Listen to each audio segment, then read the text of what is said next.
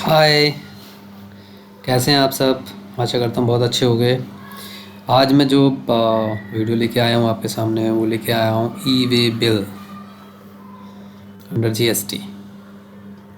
Okay, तो ये जो ई वे बिल क्या होता है, किस लिए यूज़ होता है, कब बनाया जाता है, किसके लिए बनाया जाता है, इसको लाने की ज़रूरत क्यों पड़ी, ये सारे सवाल जो हैं वो आपके अंदर होंगे, ये आप जानना चाहते होंगे। या अगर आप व्यापारी हैं तो आपका इससे तो पाला पड़ा ही होगा। तो कोई प्रॉब्लम नहीं है, अपना आपका दोस्त यहाँ पर है, आपको पूरी जानकारी देगा ई वे बिल के लिए। और ई वे बिल जहाँ पर आपको बड़ा ही मुश्किल लगता होगा, लेकिन ई वे बिल आज से आपको बहुत ही आसान लगेगा, ये मेरा वादा है आपसे। तो आप मेरे साथ बने रहें वीडियो के अंत तक, तो आप जान पाएंगे कि ई वे बिल है क्या। उसकी एक एक कड़ी आप जान पाएंगे शुरुआत से अंत तक। तो आइए शुरू करते हैं। आपको कंप्यूटर स्क्रीन आपको मेरी दिखाई दे रही होगी। कंप्यूटर स्क्रीन पे जो पहली मेरी स्लाइड है वो है e way bill under GST. ये ई वे बिल जो लाया गया वो 1 अप्रैल 2018 में जो है लागू किया गया पूरे देश में। ओके, तो ई वे बिल लाने का मकसद क्या था, आइए वो समझते हैं। बहुत ही सिंपल और प्रैक्टिकल अंडरस्टैंडिंग करेंगे जो है, जिससे कि आपको समझ आ जाए। आइए, ई वे बिल है क्या? What is an E way bill? E way bill एक इलेक्ट्रॉनिक वे बिल है, is an online document generated on the GST portal for the movement of goods from one place to another. That means E way bill बनाया जाता है goods की movement के लिए। Movement का मतलब आप समझ पा रहे होंगे, जैसे आप उत्तर प्रदेश में हैं और आपको माल भेजना है दिल्ली में, तो आपका ये जो मूवमेंट है, गुड्स का जो मूवमेंट होगा, उसकी जानकारी आप एक ई वे बिल डॉक्यूमेंट में देते हैं, जिसे ई वे बिल बोलते हैं। वे बिल, रास्ते का बिल कह दीजिए, बहुत से लोग हिंदी में बोल देते हैं रास्ते का बिल, वो आप समझ सकते हैं। इसमें क्या है, it required when the value of goods exceeding 50,000। एक 50,000 की जो वैल्यू है, एक ये समझ लीजिए थ्रेश होल्ड है, वो लिमिट है। ओके, उस लिमिट को जैसे ही आप क्रॉस करते हैं तो आपको ई वे बिल बनाना मैंडेटरी हो जाता है। ओके, जब आप इंटर स्टेट मूवमेंट करते हैं, इंटर स्टेट मतलब जैसे मैंने आपको बताया, आप उत्तर प्रदेश में और दिल्ली भेज रहे हैं तो वो इंटर स्टेट हो गया। तो इंटर स्टेट में आप जब ई वे बिल बनाएंगे और आपकी जो माल जा रहा है उसकी कीमत यानी इनवाइस वैल्यू, ई वे बिल बनाया जाता है इनवाइस वैल्यू पे, कभी भी टैक्सेबल पे नहीं। टैक्सेबल वैल्यू क्या होती है और टैक्स वैल्यू क्या होती है और इनवाइस वैल्यू, ये दोनों को जोड़ के टैक्सेबल वैल्यू और टैक्स को जब मिला के हम बनाते हैं इनवाइस वैल्यू, उसे बोलते हैं इनवाइस वैल्यू। ओके, तो ये जो 50,000 का फिगर है वो ई वे बिल का जो इनवाइस वैल्यू है उस पे लागू होता है। ऐसा नहीं है कि आपकी इनवाइस वैल्यू अगर 40,000 या 40,000 49,999 बन रही है तब भी आप पे लागू नहीं होगा। 50,000 जैसी ही आपकी पहुंचेगी तो आप पे वो ई वे बिल के जो है लागू हो जाएगा और मैंडेटरी हो जाएगा। इनवाइस वैल्यू हमेशा ध्यान रखें, invoice value. It ensures transparency in goods movement, prevent of tax evasion, easy tracking of GST authorities. Okay, तो जब ई वे बिल का जो लाया गया है, इसका मकसद क्या है? इसका मकसद है ट्रांसपेरेंटी, यानी कि पारदर्शिता लाई जाए गुड्स के मूवमेंट में। अब बहुत से क्या होता था, जब आपकी ई वे बिल नहीं होगा, इनवाइस दे दी, आपकी इनवाइस बनी हुई है किसी और चीज़ की, उसमें कुछ और बना दिया आपने, कुछ और जा रहा है मटेरियल। ओके, और जबकि ई वे बिल में आपकी जो है वो इनवाइस से अटैच होता है और वो ही तभी निकलता है ई वे बिल। ओके, तो क्या होता है, ट्रांसपेरेंसी क्यों आएगी? क्योंकि आपने किसको भेजा। जब ई वे बिल आपने इनवाइस के साथ बनाया, अगर वो बनाया तो गवर्नमेंट को ये पता रहेगा, क्योंकि वो गवर्नमेंट के पोर्टल पे रहता है, तो गवर्नमेंट को ये पता है ये माल गया था, इस पर्टिकुलर दिन इसको गया था। मान लीजिए आपने माल भेजा और ई वे बिल नहीं बनाया, ई वे बिल नहीं बना, उसमें 50,000 का था, आपने ई वे बिल नहीं बनाया, ये मैटर भेज दिया, तो कितना बड़ा एग्विशन हो जाएगा। आप माल बेच रहे हैं 10 लाख का, इनवाइस दिखा रहे हैं आप 1 लाख की, तो आपने तो माल बेचा 10 लाख का, और आपने 1 लाख की इनवाइस दिखाई, तो इतना तो आप बचा ही लेंगे टैक्स। तो उस गवर्नमेंट को क्या पता। मान लीजिए आपने माल भेजा, कोई भी चेकिंग नहीं हुई, आपका माल पहुंच भी गया, आपने वहाँ आके बिल जो है दूसरा जनरेट कर दिया, आपने उसको भी कह दिया कि आपको जो है इतने माल को दे दूंगा मैं, दूसरी पार्टी को भी, तो सारा टैक्स की तो चोरी हो गई। गवर्नमेंट को तो कुछ नहीं मिला, गवर्नमेंट को मिला 1 लाख का टैक्स, गया माल 10 लाख का। तो that is the truth. Okay, तो वो ट्रांसपेरेंसी के लिए ई वे बिल बनाना ज़रूरी रखती है। और अगर वो माल, देखिए इसमें बहुत बड़ा कंप्लाइंस भी है कि अगर आपका विदाउट ई वे बिल माल पकड़ा जाता है, 50,000 से ऊपर की कीमत होती है उसकी, अंडर वैल्यू करके भी बेच सकते हैं। आपने अंडर वैल्यू कर दी कि 50,000 से ऊपर नहीं है मटेरियल, बट ऐसा नहीं होता। जनरली क्या होता है, कोई भी मटेरियल होता है उसकी एक कॉस्टिंग होती है, कॉस्टिंग के मुताबिक तो भेजोगे आप, और मार्केट वैल्यू से इतना फ़र्क तो नहीं पड़ता। और कोई भी जो ऑफिसर है वो जनरली इतना तो जानते ही इसकी मार्केट वैल्यू क्या होगी, किसी भी चीज़ की हो, तो इतना फ़र्क नहीं डाल सकता वो। तो ये एक पोर्टल पे भी जानकारी हो गई। एक तो वो बिल कटा है, तो उस पर तो उसको टैक्स देना ही देना है। ई वे बिल से ई वे बिल कटा है, उसको टैक्स देना ही देना है। वो भी जानता है कि अगर मैंने इस बिल के अगेंस्ट में टैक्स नहीं दिया तो गवर्नमेंट हैज़ नो, मतलब गवर्नमेंट को पता है कि ये बिल तो कटाई है। तो एक पारदर्शिता आती है उससे। प्रिवेंशन ऑफ टैक्स इवेशन, इससे जो है पास चोरी भी रुकेगी। Easy tracking by GST authority आराम से चेक कर सकती हैं कि वो कोई बिल बनाए तो उनके पास जानकारी है, आपने ये बिल बनाया था, यहाँ पे वो बिल नहीं है, ये बिल अगर कटा है तो वो तो गया ही गया है। और मान लीजिए आप उसको मतलब नज़रअंदाज नहीं कर सकते, या व्यापारी उसको हटा नहीं सकता। तो ये इस चेक चोरी रुकती है। टैक्स अथॉरिटीज़ को भी पता लग जाता है, आपकी जानकारी हो जाती है कि माल मटेरियल गया है, सेल हुआ है। Okay, why E way bill is required. E way bill required क्यों है, आखिर ई वे बिल बनाना ही क्यों है। दैट इज़ ये भी बहुत ही अच्छी जानकारी है कि ई वे बिल बनाए ही क्यों, ई वे बिल बनाए ही क्यों। Monitor movement of goods, control tax leakage, यानी मॉनिटर मूवमेंट। मैंने जैसे आपको बताया कि गवर्नमेंट को पता लग गया कि आपने मटेरियल भेजा है ई वे बिल से। कंट्रोल टैक्स लीकेज नहीं होगा, वही टैक्स चोरी नहीं होगी। Maintain proper record under GST, record भी रहेगा। अगर आपने मटेरियल भेजा है तो मान लीजिए आपने 10 इनवाइस बनाई 1 महीने में, उसमें से आपने ई वे बिल बनाया 4 का, तो 4 का रिकॉर्ड तो पक्का ही है, क्या गवर्नमेंट के पास रिकॉर्ड चला ही गया। अब 6 का आपने क्या किया वो अलग बात है, लेकिन 4 का रिकॉर्ड तो गवर्नमेंट को देना ही पड़ेगा टैक्स। ओके, अब maintain proper records under GST, जिससे क्या है कि व्यापारी को पूरे रिकॉर्ड मेंटेन करने पड़ेंगे। मैंने ई वे बिल बनाया था, उसे भी ध्यान रखना पड़ेगा, मैंने ई वे बिल बनाया तो मुझे दिखाना ही दिखाना है। Simplify checking and doing. और जब आप चेकिंग पे होते हैं, ई वे बिल क्या होता है, ई वे बिल जब आप बनाते हैं उस पर एक बारकोड बना होता है, और जो ऑफिसर होता है उसके पास मशीन होती है, वो जैसे ही स्कैन करता है वो ई वे बिल की सारी जानकारी आती है। सारी जानकारी उसमें होती है डिटेल में कि कितना मटेरियल है अंदर। जनरली एक बिल बन गया है जितने का मटेरियल जा रहा है ना, लेकिन उसमें क्या क्या है, किस कीमत का है, कितना माल है, वो सब लिखा होता है। ठीक है, without a valid E way bill goods में बी डिटेन, सीज्ड और पेनलाइज। मैं बताना चाहूँगा कि अगर ऑफिसर इसे पकड़ लेता है और तो फिर वो डिटेन कर लेता है, फिर डिटेन कर सकता है अगर वैलिड ई वे बिल नहीं होगा, और सीज्ड कर सकता है और पेनलाइज कर सकता है। पेनलाइज मतलब कि आप पे पेनल्टी लगा सकता है बहुत हैवी। और जनरली मैं बताना चाहूँगा जितने का माल नहीं होता उससे 200 गुना की पेनल्टी लगती है अगर आपका माल पकड़ा जाता है विदाउट ई वे बिल, जहाँ पे ई वे बिल होना ही चाहिए था। तो ये बहुत व्यापारी को बहुत ध्यान रखने वाली चीज़ें हैं कि ई वे बिल बनाए अगर उसका 50,000 से ऊपर का माल है, वो इंटरस्टेट मूवमेंट कर रहा है, तो इसका ज़रूर ध्यान रखें।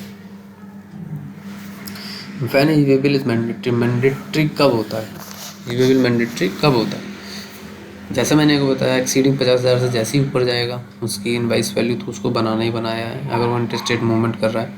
साथ ही साथ मैं आपको बताना चाहूँगा बहुत से स्टेट में, जैसे कि आप उत्तर प्रदेश से एक डिस्ट्रिक्ट से दूसरे डिस्ट्रिक्ट में अपना मटेरियल भेज रहे हैं, तो जब वो ऐसा कर रहे हैं तो वहाँ का स्टेट की क्या थ्रेशहोल्ड है, उसकी सीमा क्या है ई-वे-बिल बनाने की, वो मायने रखती है। मान लीजिए उत्तर प्रदेश में 1 लाख है, तो आप अगर उत्तर प्रदेश से भेज रहे हैं तो 1 लाख से अगर कम है तो ई-वे-बिल मैंडेटरी, अगर नहीं है 1 लाख से ऊपर जा रहा है तो ही बनाएंगे, अगर 1 लाख से कम है तो बनाने की जरूरत नहीं है। गुड्स आर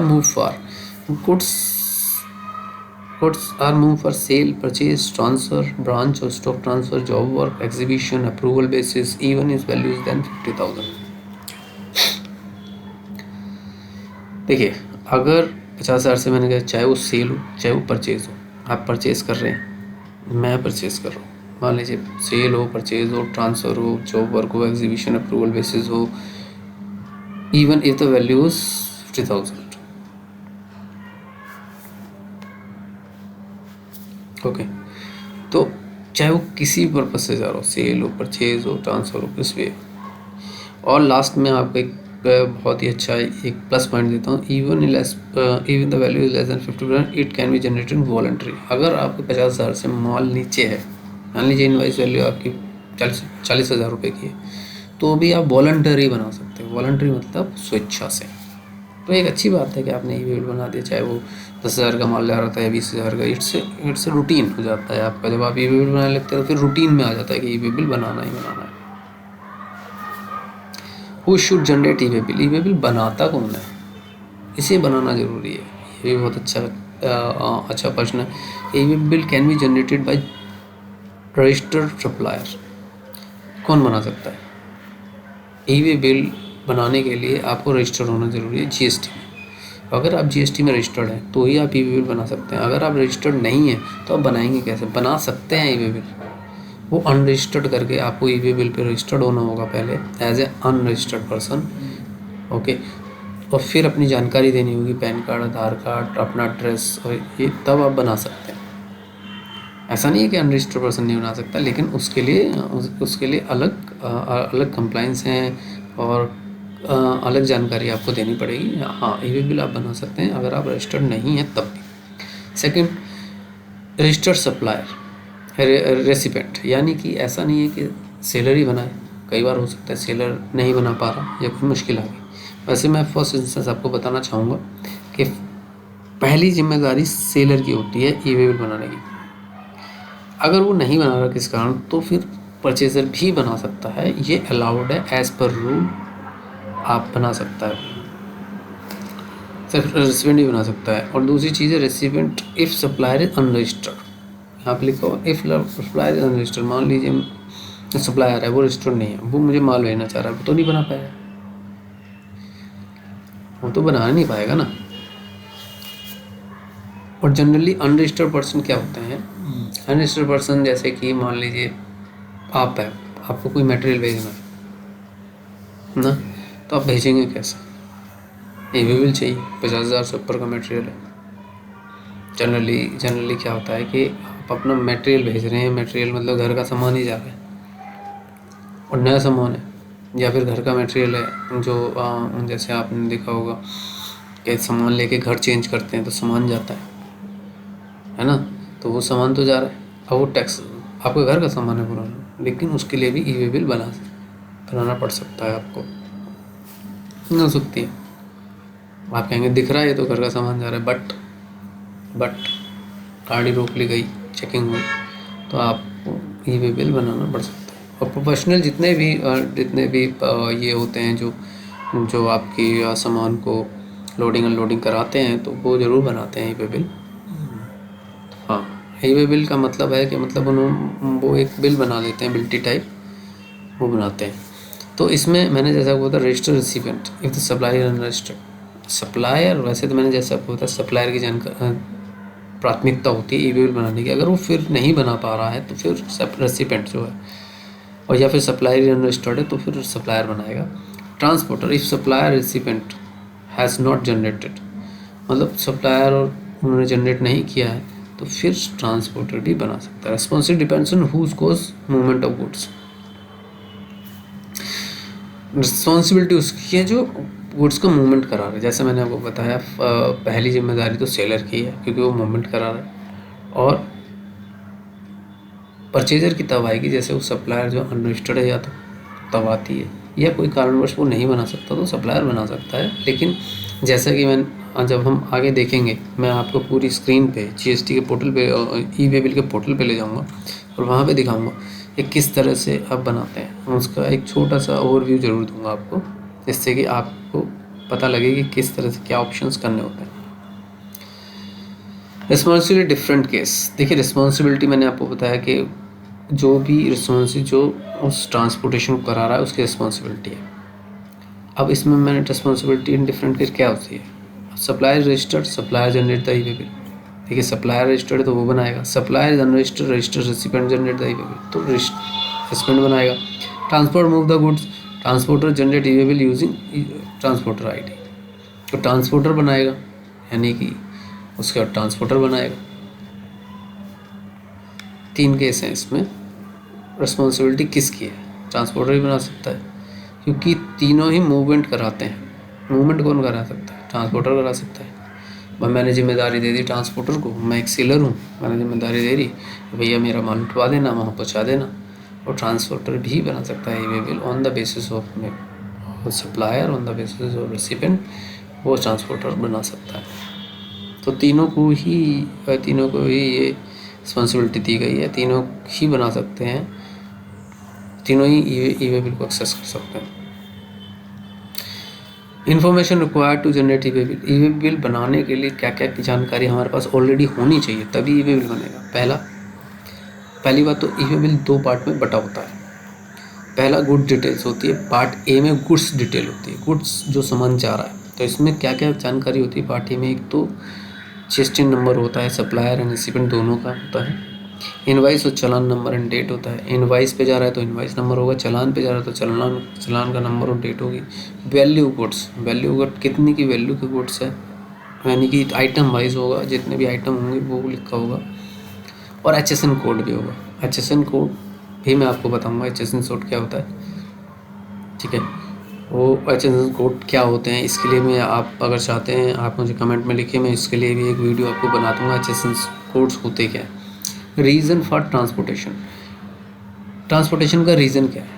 जैसे कि सप्लाई है, जॉबर के लिए जा रहा है, एग्जीबिशन के लिए जा रहा है, या सेल रिटर्न्स है, परचेज रिटर्न है, ये किस लिए है? रीज़न वहाँ पे ऑप्शंस होते हैं, आप उसमें सेलेक्ट कर सकते हैं। Part B, transporter detail.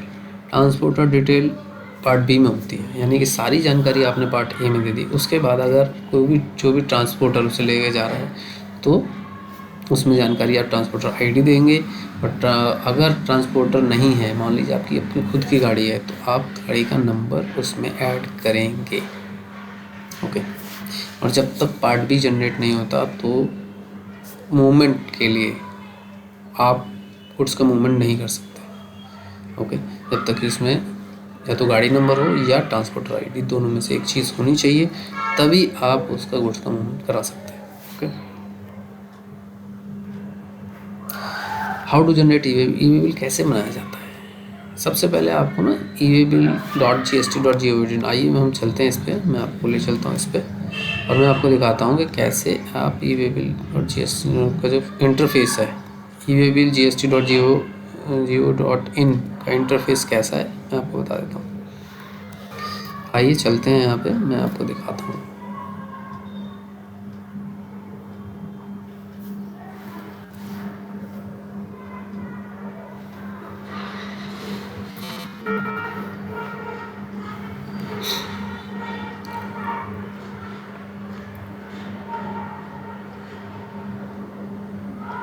ये देखिए, ये इसका इंटरफेस है, ये इसका इंटरफेस होता है जो आप मेरी स्क्रीन पे देख पा रहे हैं।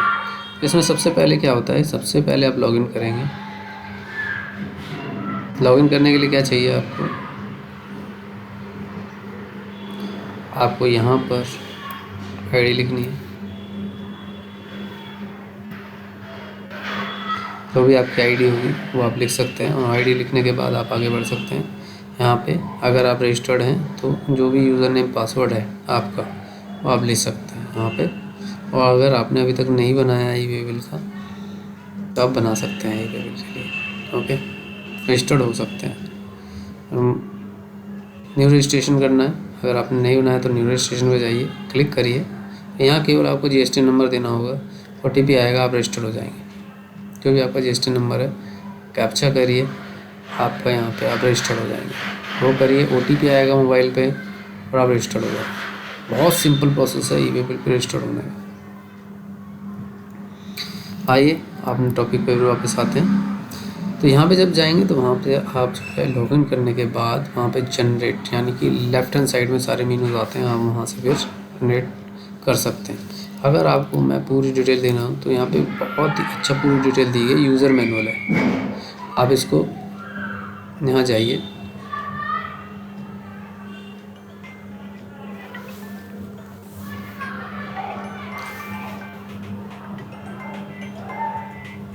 ओके, ये देखिए यहाँ पूरी यूज़र मैनुअल है टैक्स पेयर के लिए।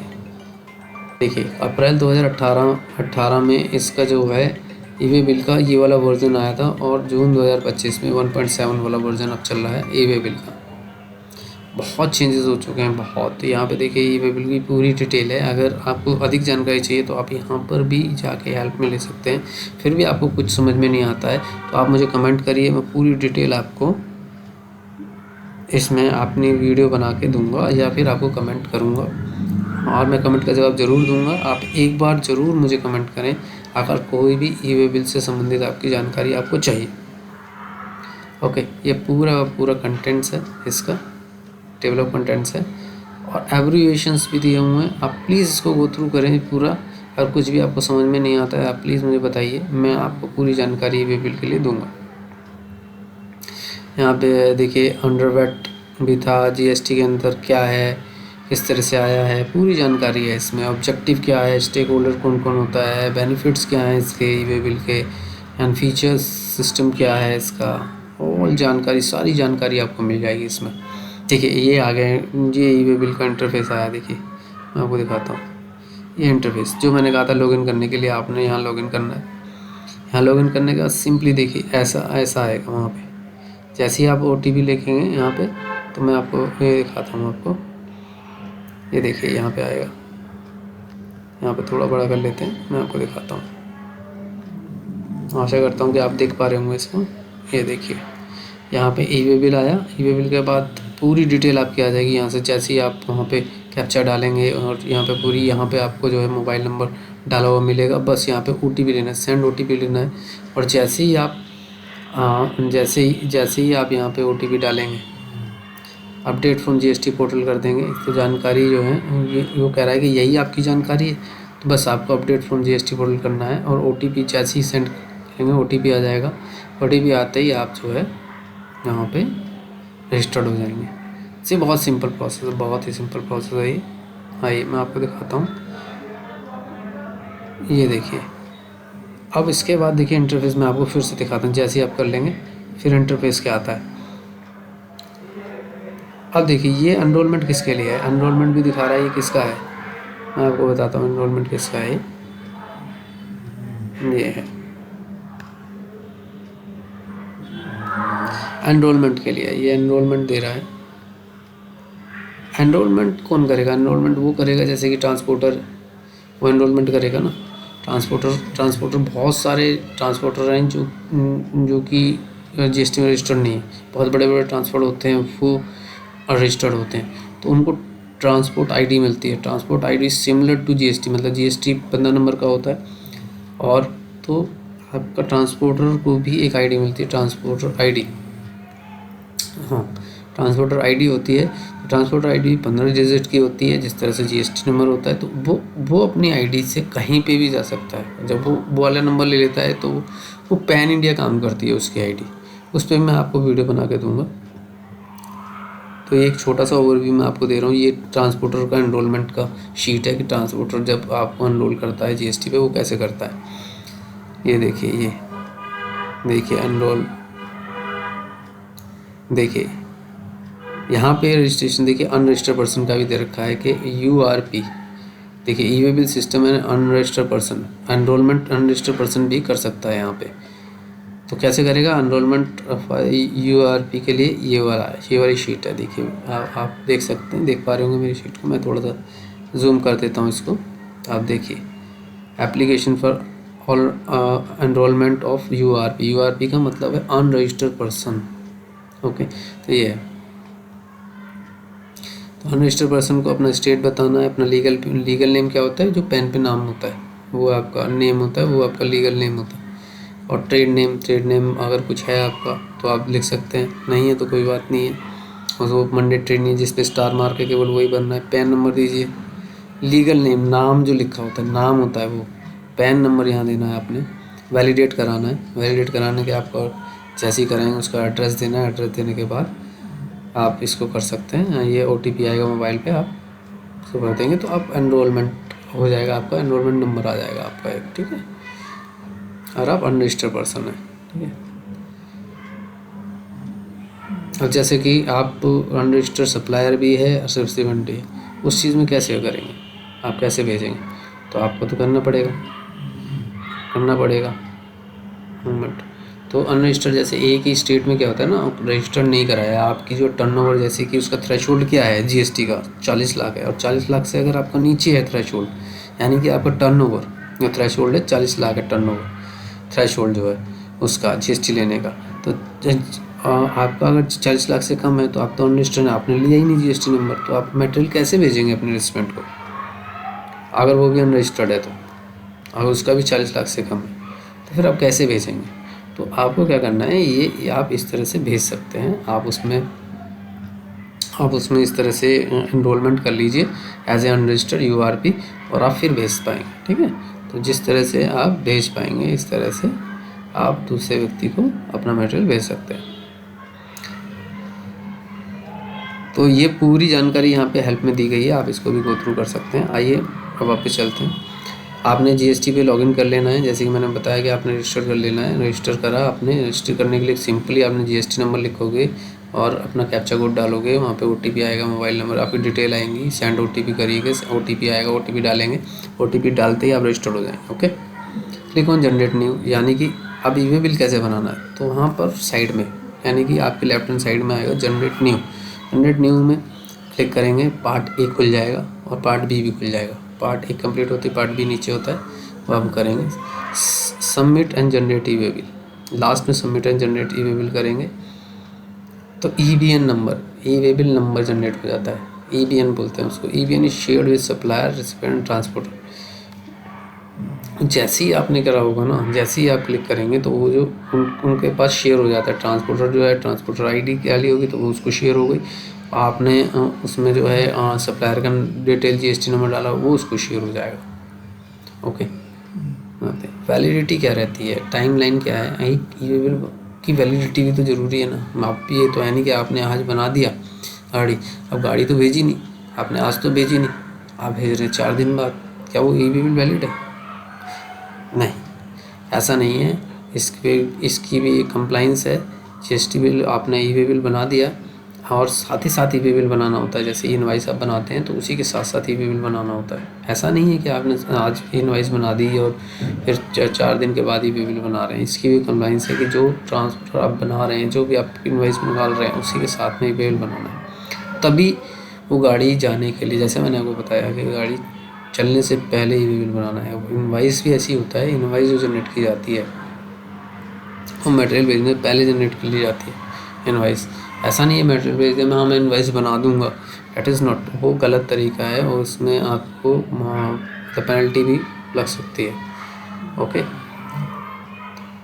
आप किसी के कारण नहीं बना पा रहे इनवाइस एट पर्टिकुलर टाइम, तो फिर आप एक डिलीवरी चालान होता है वो बनता है, उसके बेसिस पे आप भेजते हैं मटेरियल। और जैसा मैंने आपको बताया कि अगर आप डिलीवरी चालान के बेस पे भी मटेरियल भेज रहे हैं तो भी आपको ई-वे बिल बनाना है। अगर वो 50,000 से ऊपर है, इंटरस्टेट का मूवमेंट है, तो बनाना ही बनाना है। बहुत सारे ऐसे केसेस हैं जिसमें आपको ई-वे बिल बनाना है। जैसे जॉब वर्क, कोई जॉब वर्क करता है, जॉब वर्क के लिए मटेरियल गया उसके पास, तो जो सप्लायर है, जो उसका प्रिंसिपल है वो उसको ई-वे बिल के साथ ही भेजेगा ना, एक्सेप्टेबल नहीं है, आप भेज ही नहीं सकते। ओके, तो बहुत सारी ऐसी है जहाँ पे ई-वे बिल बनाना ही बनाना होता है, तो उसमें कोताही नहीं करनी चाहिए। अब देखिए क्या है इसका रूल, क्या है, 200 किलोमीटर के लिए 1 दिन मिलता है ई-वे बिल की वैलिडिटी होती है। यानी कि आपने गाड़ी भेजी आज, तो आज गाड़ी भेजी और जानी उसने 1000, तो 1000 के लिए उसे कितना मिलेगा दिन? 1000 के लिए मिलेगा उसे 5 दिन, क्योंकि 200 किलोमीटर पर डे का इसका तब उन्होंने डिस्टेंस कवर लिखा हुआ है कि आपकी गाड़ी करती है। ये एक यूनानिमस है, यानी कि सबके लिए है, तो 1 दिन ले लेगा। एडिशनल 200 के लिए प्लस 1 दिन मिल जाएगा, यानी जितना भी 200 जुड़ता जाएगा। जैसे 1000 मैंने आपको बताया, तो 1000 5 दिन मिल जाएंगे उसको। Okay. Document to be carried during the transportation, जो ट्रांसपोर्टेशन करने के वक्त कौन कौन से डॉक्यूमेंट ज़रूरत होते हैं गाड़ी में होने ही चाहिए। तो इसमें है इन टैक्स इनवाइस जरूर होनी चाहिए। Bill of supply, bill of supply कौन करता है? बिल ऑफ सप्लाई होती है, वो करते हैं जो आपके जो भी वो जीएसटी में तो रजिस्टर्ड है, लेकिन एज ए रेगुलर नहीं, यानी कि वो आईटीसी नहीं ले सकते। मैंने आपको बताया था पिछली वीडियो में आईटीसी क्या होती है, input tax credit. Input tax credit जो होता है वो क्लेम कर सकता है टैक्स पेयर जो रेगुलर है। टैक्स पेयर कितने तरीके से होते हैं ये भी मैं आपको इसके लिए एक वीडियो बनाऊंगा ताकि आपको ध्यान रहे। जनरली 2 ही तरीके के होते हैं, मैं एक ओवरव्यू दे देता हूँ आपको। ये 2 तरह के होते हैं, एक होता है रेगुलर होता है, जो कि मैंने जैसे आपको बताया कि आपका जो है उसका टर्नओवर जैसे टर्नओवर तो ज़्यादा ही होगा। जो रेगुलर होगा वो वही लेगा जिसका इंटर स्टेट मूवमेंट ज़्यादा होता है, वो रेगुलर होता है। ओके।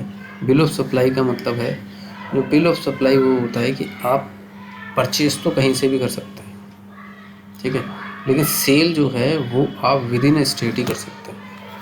जैसे कंपोजिट टैक्स पेयर बोलते हैं। 2 तरह के टैक्स पेयर होते हैं, रेगुलर और composite tax payer bill of supply देते हैं, वो टैक्स इनवाइस नहीं काट सकते क्योंकि वो इस पे टैक्स चार्ज नहीं करते हैं। कंपोजिट टैक्स पेयर, अगर मैं एक छोटे उसमें बताऊं तो जो कंपोजिट टैक्स पेयर होते हैं वो छोटे व्यापारी छोटे टैक्स पेयर होते हैं, और टैक्स इनवाइस वो काटते हैं जो बड़े टैक्स पेयर होते हैं। ओके। डिलीवरी चालान, देखिए 3 तरह की इनवाइस यहाँ पे दे रखे हैं। एक होती है टैक्स इनवाइस, एक bill of supply. Bill of supply कौन करते हैं? कंपोजिट टैक्स पेयर करता है। टैक्स इनवाइस जो होते हैं रेगुलर वाले देते हैं। डिलीवरी चालान भी रेगुलर वाले काट सकते हैं, या आपका कंपोजिट भी काट सकते हैं। डिलीवरी चालान किस लिए दिया जाता है? डिलीवरी चालान तब दिया जाता है जब आप इनवाइस नहीं बना पा रहे, तो आप डिलीवरी चालान पे भी भेज सकते हैं डिलीवरी चालान। लेकिन अगर डिलीवरी चालान पे कोई भी मटेरियल गया है तो उसके अगेंस्ट फिर इनवाइस भी आपको देना पड़ेगा। ओके। बहुत सी जगह डिलीवरी चालान ही पे मटेरियल जाता है, जैसे कि आप मटेरियल भेज रहे हैं जो एक सैंपल के तौर में जा रहा है, अभी उसका खबर नहीं है कि वो ले भी लेगा या नहीं लेगा, वो सैंपल है, तो सैंपल है तो डिलीवरी चालान पे आप भेज सकते हैं। सेकंड चीज़ है कि आप एग्जीबिशन के लिए जा रहे हैं मटेरियल, आपको नहीं पता कि वहाँ पे बिकेगा, तो डिलीवरी चालान पे ले सकते हैं। इनवाइस तभी कटेंगे ना जब वो पसंद कर लेगा मटेरियल, या वो इतना बिक जाएगा एग्जीबिशन में, ठीक है, तो वो डिलीवरी चालान। ई वे बिल कॉपी ज़रूर होनी चाहिए। टैक्स इनवाइस हो गई, ई वे बिल कॉपी ज़रूर होनी चाहिए, या ई वे बिल नंबर हो, या तो ई वे बिल की कॉपी हो, ई वे बिल नंबर हो। ई वे बिल का जो नंबर होता है वो उसके पास होना चाहिए केवल। Okay. E way bill can be shown electronically और in print. E way bill can be shown, आप जो है ई वे बिल को इलेक्ट्रॉनिकली शो कर सकते हैं। इलेक्ट्रॉनिकली यानी कि आपके पास सॉफ्ट कॉपी है तो वो आप दिखा दीजिए, या फिर आप प्रिंट भी लेके जा सकते हैं, ठीक है। तो ये सब ट्रांसपोर्ट करते वक्त, अपने मटेरियल को ट्रांसपोर्ट करते वक्त ये सब डॉक्यूमेंट्स एक ट्रांसपोर्टर के पास, यानी ट्रांसपोर्टर जो भी उस गाड़ी को चला रहा है या ले जा रहा है उसके पास होने ही चाहिए।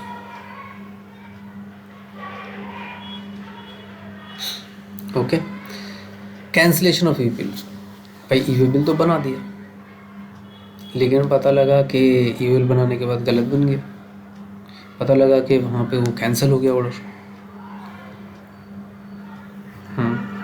क्या गाड़ी ले जा रहे थे, तो गाड़ी ले जाते हुए गाड़ी कुछ भी एक्सीडेंट हो गया या एक्सीडेंट हो गया, मटेरियल गिर गया, ख़राब हो गया, सब कुछ वो पहुंचा ही नहीं, मटेरियल पहुंचा ही नहीं। ओके, तो इसमें आपके पास टाइम होता है, वो होता है 24 आवर्स। आप 24 आवर्स में कैंसिल कर सकते हैं ई वे बिल को, और उसमें आपको रीज़न देना पड़ता है ये ई वे बिल को कैंसिल क्यों कर रहे हैं। ओके, तो जैसे कि आपने ई वे बिल बना दिया लेकिन ट्रांसपोर्ट ही नहीं कर पाए गुड्स को, बहुत से रीज़न हो सकते हैं। जैसे मैंने आपको बताया कि आपके जो है परचेज़र ने या कंसाइनर ने बोल दिया कि भाई मुझे नहीं चाहिए, बेकार है क्या, गाड़ी लोड करे नहीं गई, रॉन्ग एंट्री कर दी मैंने किसी जो परचेज़र था उसका नाम श्याम था, मैंने राम कर दिया, तो उसमें भी नहीं जाएगा। 24 घंटे आप कैंसिल कर सकते हैं, उसमें रीज़न इस तरह के रीज़न हो सकते हैं। और कैन नॉट भी आप कैंसिल नहीं कर सकते। मान लीजिए आपने मटेरियल भेजा, में और 2 किलोमीटर के बाद ही ऑफिसर ने उसे चेक कर लिया, चेक करने के बाद वेरीफाइड कर देता है वो, और वेरीफाइड जैसे ही कर देता है अगर ट्रांसपोर्टर, तो फिर आप उसे कैंसिल नहीं कर सकते किसी भी हाल में, चाहे वो 24 घंटे हो चाहे नहीं हो, वो चाहे वो 2 घंटे के बाद, चाहे 1 घंटे के बाद या आधे घंटे के बाद ही जो चेक हो गया हो, नहीं कर सकते। ठीक है।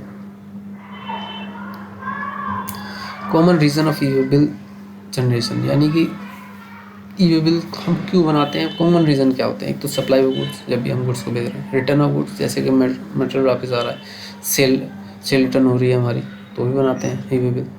हम वापस आ रहे हैं मटेरियल, तो गाड़ी लेके आएगी तो इनवर्ड्स करके बना देंगे। इनवर्ड्स का मतलब होता है माल का आना, आउटवर्ड होते हैं माल का जाना। तो ये ऑप्शंस आपको जब आप ई वे बिल बनाएंगे तो आप उसमें मिलेंगे, और आप उसमें चूज़ करते हैं। मैं अभी आपको दिखा भी देता हूँ, आगे वीडियो में आप उसको देख पाएंगे। Job work movement, job work जैसे मैंने आपको बताया, जॉब वर्क में मैंडेटरी है, चाहे वो कितने का ही माल हो, चाहे वो 2000 रुपये का ही माल क्यों ना हो, लेकिन अगर आप जॉब वर्क के लिए भेज रहे हैं तो आपको बनाना ही बनाना है ई वे बिल। ये एक मैंडेटरी चीज़ है, ध्यान रखने वाली बात। सेल रिटर्न का मतलब है, मैंने जैसे बताया गुड्स और return of goods, sale return ही है। और स्टॉक ट्रांसफ़र होता है, जैसे कि मान लीजिए आपकी 2 ब्रांचेज़ हैं, एक दिल्ली में है, एक नोएडा में है, आप इसको स्टॉक ट्रांसफ़र कर रहे हैं, मूवमेंट कर रहे हैं, तो आप कैसे करेंगे। तो आपको, चाहे वो आपकी ही फर्म है, लेकिन आपको, क्योंकि वो जीएसटी नंबर जो नोएडा का होगा वो अलग होगा, दिल्ली का अलग होगा, तो आप उसमें ट्रांसफ़र करेंगे तो भी आप ई वे बिल बनाएंगे। ओके। एग्जीबिशन और डेमो पर्पस, एग्जीबिशन और डेमो में तब भी आप ई वे बिल बनाएंगे।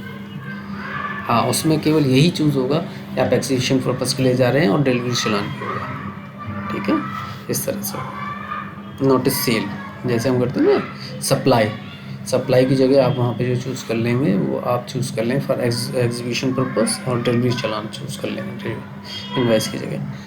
पेनल्टी फॉर नॉन कंप्लाइंस आई, ये बहुत ही अच्छी स्लाइड है, इसको आप ज़रूर पढ़ लें, इसको बहुत ध्यान रखें। If the E way bill rules are violated, अगर आपने ई वे बिल रूल्स का वायलेशन किया, वायलेशन मतलब तोड़ा है, और या फिर आपने ई वे बिल नहीं बनाया, ये समझ लीजिए, तो पेनल्टी कितनी है, पेनल्टी ऑफ 10,000 रुपीज़ और टैक्स अमाउंट, जो भी टैक्स अमाउंट होगा उसमें। मान लीजिए मैंने 1 लाख रुपए का मटेरियल ले रहा था, उसमें मैंने 15% था, 15,000 रुपये, 15,000 रुपये उसमें टैक्स था, तो 15,000 रुपये टैक्स का वो लगेगा, मतलब 10,000 तो लगेगा ही, टैक्स अमाउंट भी लगेगा, टैक्स अमाउंट जो भी होगा वो तो लेंगे ही। Whichever is higher, goods is detain seized, goods को डिटेन कर लेंगे, छोड़ेंगे भी नहीं, यानी कि ये तो माल तो गया ही गया, और टैक्स वो भी देना पड़ा। एडिशनल पेनल्टी में भी अप्लाई, मतलब मैं आपको एक सिंपल रूल बता देता हूँ, 200% लगा देते हैं, 200% आप मान सकते हैं। कई बार ये तो यहाँ पे टैक्स लिखा हुआ है, मतलब it is up to the tax officer जो आपके माल को डिटेन करेगा, और ये 200% भी लगा देते हैं। और फिर इनवाइस वैल्यू का मतलब मैं यहाँ से ये कहना चाह रहा हूँ, 1 लाख का मटेरियल था, उसमें पूरा मिला के, यानी इनवाइस वैल्यू 1 लाख की थी, 15,000 रुपये टैक्स था, तो 1,15,000 रुपये इनवाइस वैल्यू थी, पूरा 2,30,000 रुपये ले लेंगे आपसे, और गाड़ी भी नहीं छोड़ेंगे। गाड़ी तो छूटने ही बहुत ही मुश्किल हो जाएगी, आपको उसके लिए भी पेनल्टीज लगेंगी बहुत सारी। Okay. Exemption from E way bill, E way bill कब नहीं बनाना, ये सब सारी बातें तो थी। ई बिल बनाना है, कैसे बनाना है, कब बनाना है, किसको बनाना है, किस तरह से बनाना है। ओके, एजम्पशंस यानी कि छूट कब है। E way bill is not required would transfer for non motorise vehicle. जैसे कि मान लीजिए मुझे 2 किलोमीटर ले जाना है मटेरियल, और मुझे लगा कि ज़्यादा मटेरियल भी नहीं है, गाड़ी की ज़रूरत नहीं है, चल भाई हाथ गाड़ी होती हैं। अब आपने देखा होगा जैसे बहुत सी हौच पौच वाले इलाके हैं, चांदनी चौक हो गया, करोल बाग हो गया, गांधीनगर हो गया।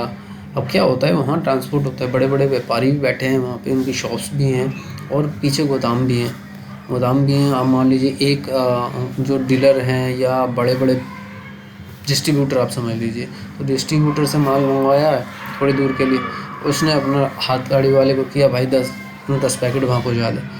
तो जब वो हाथ गाड़ी पे ले जा रहा है या नॉन मोटराइज रिक्शे पे ले जा रहा है, जो नॉन मोटराइज है जिसमें मोटर नहीं लगी हुई है, वो स्कूटर गाड़ी या ऐसे कोई इंजन नहीं लगा हुआ, तो उसमें बनाने की ज़रूरत नहीं है। Certain exemption goods example fresh vegetable milk exempted goods है। अगर एग्जेम्प्टेड गुड्स जा रहे हैं, फ्रेश वेजिटेबल मिल्क ये सब जा रहा है, तो बनाने की ज़रूरत नहीं पड़ती है। Distance less than precise limit in some cases में डिस्टेंस भी प्रिसाइज है कि आप उस डिस्टेंस के अंदर में हैं, तो आपको बनाने की ज़रूरत नहीं है। अब ये इसको मैं डिटेल में आपको बताऊंगा, इसके लिए थोड़ा सा जानकारी आपको और दूंगा कि ये डिस्टेंस को कब के लिए होता है। वैसे आपका ई वे बनाने 1 किलोमीटर के लिए भी नहीं होता है, लेकिन ये कहाँ पे लागू होता है, किस परिस्थिति में लागू होता है, वो मैं आपको ज़रूर बताऊंगा। Movement with in A notified area, मतलब कोई नोटिफाइड एरिया है, कुछ नोटिफाइड एरिया है उसमें आप मूवमेंट करते हैं तो आपको बनाने की जरूरत नहीं पड़ती। जैसे कि अब कोई व्हीकल है, उसका बाहर कराने ले जाना है, जिससे कि धर्म कांटा बोलते हैं, बाहर कराने ले जाना है, तो उसके लिए वो छूट होती है। हाँ, वो कांटे पे जब जा रहा है तो वो उसके लिए छूट है, वो उसमें कर सकता है, उस पे ले जा सकता है। तो इस तरह की कुछ छूट्स होती हैं, मैं आपको बताऊँगा। की पॉइंट्स टू रिमेंबर, हमेशा याद रखने वाले पॉइंट हैं। देखिए, जो हमेशा याद रखिए, जैसे मैंडेटरी, मतलब मैं रिकॉल कर रहा हूँ सारी चीज़ें जो अब तक मैंने आपको बताई हैं। मैंडेटरी अबाउ 50,000, 50,000 से ऊपर की इनवाइस वैल्यू है, बनाना ही बनाना है, भूल जाइए कि ये बिल्ली बनाऊँगा या बना नहीं पाया, बनाना है। Required before movement of goods को भेजने से पहले बना लिया। ये नहीं गुड्स भेज रहा हूँ, अरे मैं बना दूँगा, बना देता हूँ, तू ले जा जल्दबाजी में आपने ड्राइवर को बोल दिया आप ई वे बिल बना रहे हैं, और ड्राइवर कह दिया ले जा मैं बना दूँगा। नहीं, ऐसा नहीं करिए। वैलिडिटी डिपेंड्स ऑन डिस्टेंस, जो वैलिडिटी है, जैसे कि मैंने आपको बताया था 200 किलोमीटर पर डे है, पर डे में होते हैं 24 घंटे। घंटे का हिसाब नहीं देखिए, आप देखिए कि जब आपने ई वे बिल बनाया, मान लीजिए आपने शाम को 5 बजे ई वे बिल बनाया, तो किलोमीटर्स ऑलमोस्ट 180 है या 200 है, 180 है, 180 200 से कम है, तो एक दिन मिल गया आपको। अब क्या हुआ, एक दिन तो आपका 5 बजे शाम को ख़त्म हो जाएगा, ऐसा नहीं होता, वो अगले दिन 12 बजे तक रहेगा, ये मान के चलिए आप। हाँ, ई वे बिल जो एक्सपायर करता है, मैं वो बताना चाहूँगा, ई वे बिल जो भी एक्सपायर करता है वो रात के 12 बजे ही करता है, कोई भी ई वे बिल एक्सपायर करता है। अगर मान लीजिए मेरे लिए एक दिन के लिए बना है, 24 घंटे के लिए बना है, तो एक्सपायर नहीं होगा वो ई वे बिल, तो एक्सपायर नहीं होगा वो ई वे बिल, रात के 12 बजे तक चलेगा, अगले दिन के रात के 12 बजे तक। यानी 5 तारीख को अगर मैं ई वे बिल बना रहा हूँ तो 6 तारीख के रात के 12 बजे तक एक्सपायर होगा। ओके, तो अब मान लीजिए आपकी गाड़ी नहीं पहुँच पा रही, किस जाम में फंस गई, गाड़ी ख़राब हो गई, कुछ हो गया, तो आपको क्या मिलता है इसमें, ई वे बिल को एक्सटेंशन का टाइम मिलता है। एक्सटेंशन कब कर सकते हैं आप? एक्सटेंशन करने के लिए आपको 6 घंटे पहले, यानी एक्सपायर होने से 6 घंटे पहले और एक्सपायर होने के बाद से 6 घंटे के बाद, आप समझ रहे हैं मेरी बात, तक आप एक्सटेंड कर सकते हैं। यानी आपने शाम को 5 तारीख को शाम के 5 बजे बिल बनाया, वो अगले 6 तारीख को शाम के 5 बजे तक वैलिड रहेगा, रात के 12 बजे तक वैलिड रहेगा। तो वैलिडिटी ख़त्म होने से पहले, यानी कि रात के 12 बजे से 6 घंटे पहले, यानी कि 6 घंटे पहले और शाम के 6 बजे, शाम के 6 बजे से या एक्सपायर होने से 6 घंटे पहले, यानी कि 6 के बाद 7 8 9 10 आप बना सकते हैं। और रात के 12 बजे, सुबह 6 बजे तक, शाम के 6 बजे से सुबह के 6 बजे तक आप बना सकते हैं, उसको एक्सटेंड कर सकते हैं। Can be generated by supplier, और ये जो है ये कोई भी बना सकता है, सप्लायर, रेसिपिएंट, ट्रांसपोर्टर। मैंने बताया कि पहली जिम्मेदारी वैसे सप्लायर की होती है, लेकिन अगर सप्लायर नहीं बना सकता तो वो रेसिपिएंट यानी परचेज़र जो परचेज़ कर रहा है वो बना सकता है, और ट्रांसपोर्टर भी बना सकता है। Avoid penalty by timeline compliance, आप जो टाइमली कंप्लायंस है, जैसे कि एक्सपायर हो रहा है तो आप उसको रीजनरेट कर लीजिए, ये है ना, एक्सपायर होने से पहले 6 घंटे पहले रीजनरेट कर सकते हैं आप। और ये कंप्लायंस करिए, 50,000 से ऊपर है तो ज़रूर बनाइए। ओके, तो क्या क्या डॉक्यूमेंट होने चाहिए? टैक्स इनवाइस, ई-वे बिल की कॉपी हो, या तो ई-वे बिल की कॉपी हो, सॉफ्ट कॉपी हो या हार्ड कॉपी हो। ओके, ये दोनों चीज़ें होनी चाहिए। ट्रांसपोर्टर आईडी होनी चाहिए। पार्ट बी ज़रूर फिल होना चाहिए। पार्ट बी हो सकता है आपने पार्ट ए फिल कर दिया और आपने भेज दी गाड़ी, नहीं, पार्ट ए में केवल आपकी सप्लायर और परचेज़र की जानकारी होती है और माल की जानकारी होती है, इसके अलावा कोई जानकारी नहीं होती। इसके अलावा कौन सी गाड़ी पे जा रहा है, कितने किलोमीटर जा रहा है, ये सब कोई जानकारी नहीं होती इसमें। तो ट्रांसपोर्टर की जो होती है वो होती है पार्ट बी में। तो पार्ट बी जब फिल कर लें उसी के बाद आप ट्रांसपोर्ट कर सकते हैं। तो ये पूरी जानकारी थी आज ई-वे बिल पे। मैं आशा करता हूँ कि ये वीडियो आपको बहुत पसंद आया होगा। अगर ये वीडियो पसंद आया है तो आप इसे लाइक करिए, शेयर करिए, कमेंट करिए। अभी तक दोस्तों आपके कमेंट नहीं आ रहे हैं, मैं वीडियो बना रहा हूँ। आशा करता हूँ कि ये वीडियो बहुत आपकी जानकारी के लिए बहुत, मैं कह रहा हूँ, आप एक अकाउंटेंट हैं और एक फाइनेंस की फील्ड में अगर आप अपना कैरियर बनाना चाहते हैं तो ये वीडियो आपको बहुत हेल्प करेगा। जब आप भी कोई भी इंटरव्यू देने जाएंगे तो इंटरव्यू में पूछा जाता है ई-वे बिल के बारे में, तो आपको ये चीज़ें जानकारी, मैं ये नहीं कह रहा सारी जानकारी मिल गई होगी, लेकिन इस वीडियो से आपको हेल्प ज़रूर मिलेगी। और अगर आप इसमें से 5 से 10 पॉइंट भी याद रख लेते हैं तो डेफिनेटली आप इंटरव्यूअर जो होगा वो आपसे इम्प्रेस हो जाएगा। ओके, तो मैं आशा करता हूँ कि आप इसको पसंद करेंगे, लाइक करेंगे, कमेंट करेंगे, शेयर करेंगे। और जैसे कि मैंने बताया कि आपके कमेंट नहीं आ रहे, प्लीज़ इस पर कमेंट करिए। वीडियो बनाने में बहुत हिम्मत लगती है, साहस लगता है। आशा करता हूँ कि आप इसको समझेंगे और इससे ज़्यादा से ज़्यादा इसको शेयर और सब्सक्राइब करेंगे मेरे चैनल को। धन्यवाद, थैंक यू वेरी मच। मिलता हूँ अगले वीडियो में। Thank you very much, bye bye.